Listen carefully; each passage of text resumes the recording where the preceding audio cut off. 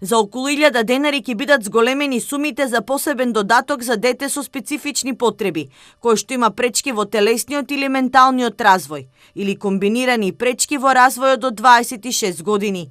Освен зголемувањето на сумата за посебен додаток, овие лица ќе бидат и здравствено осигурани, ако не се осигурани согласно законот.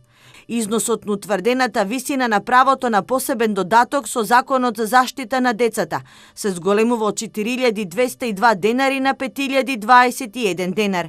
Исто така, самохраните родители, кои што имаат дете со специфични потреби со пречки во телесниот или менталниот развој, наместо досегашните 6303 денари ќе добиваат сума од 7351 денар.